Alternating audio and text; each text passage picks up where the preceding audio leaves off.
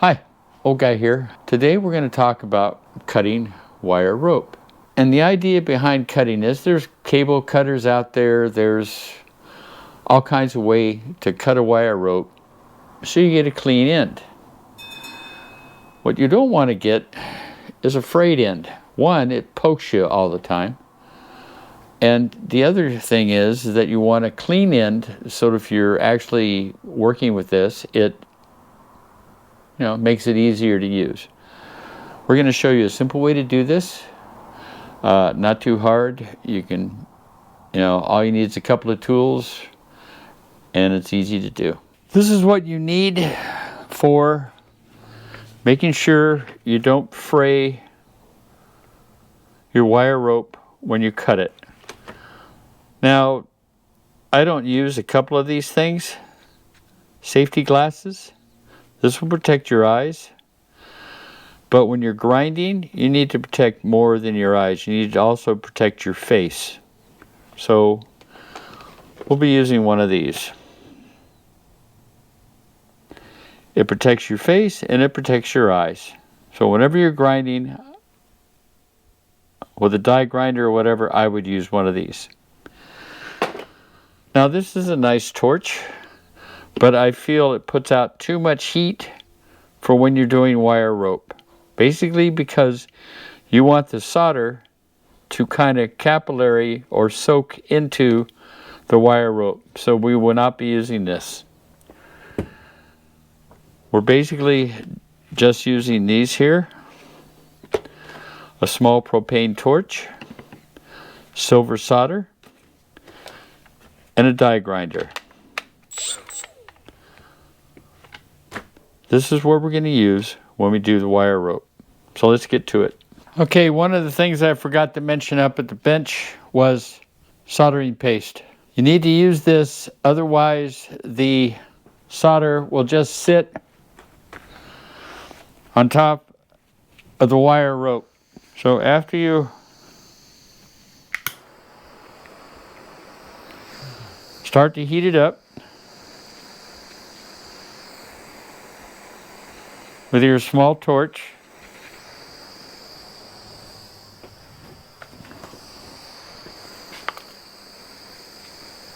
I also forgot to mention the wire brush. That's the way it goes. So you take some flux or soldering paste,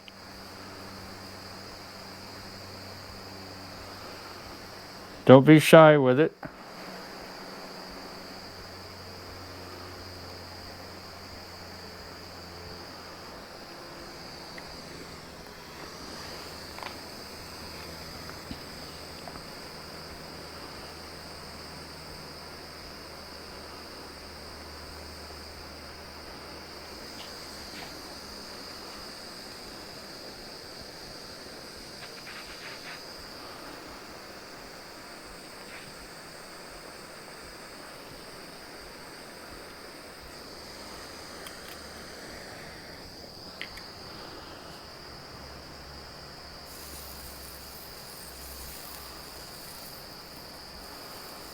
Like I said, it helps it soak in to the wire rope itself.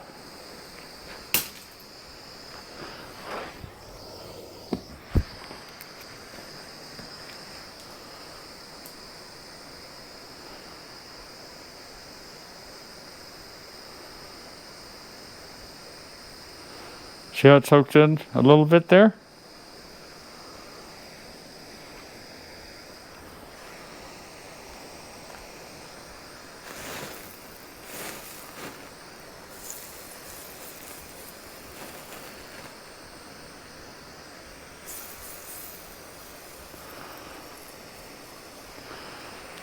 After you start it, you want to turn your rope so you can do the other side.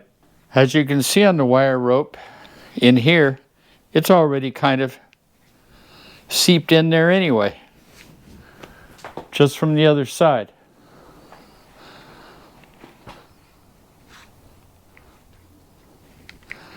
This torch is kind of hard to use when you've got gloves on. So you want to heat it up. Now this is the opposite side, but you can see how it's kind of gotten its way in there. You heat it up again.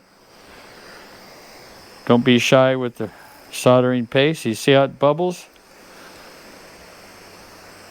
That helps that stuff soak in.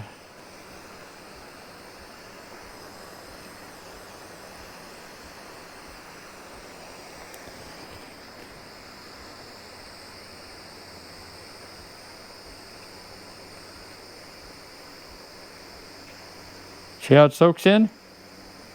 That's what you want. Right there. Now you can also take a wire brush and brush it along there. That'll take off some of the excess solder.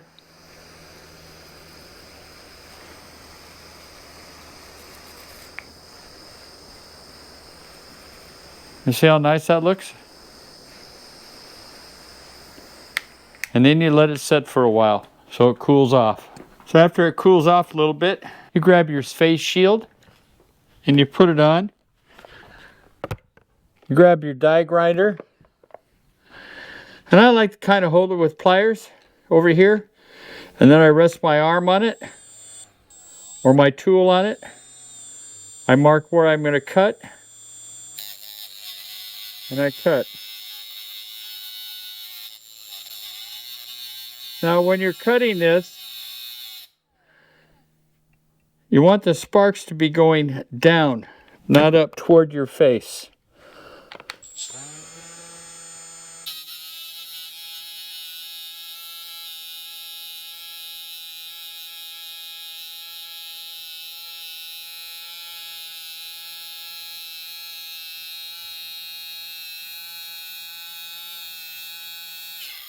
Now, like I said before, you can use a Dremel. For that matter, you could probably use a hacksaw, but it's not very efficient.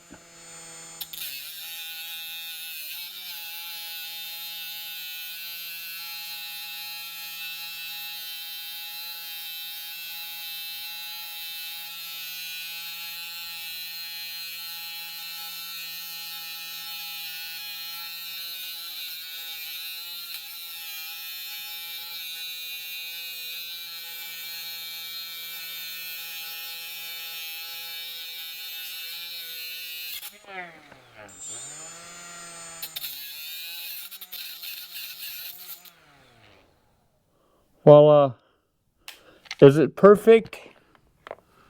No. I kind of frayed it a little bit with the grinder. I probably could have gone a little slower, but I'm basically using this as a teaching method. So anyway, that's what I've got. That's the way I do it. You don't have to.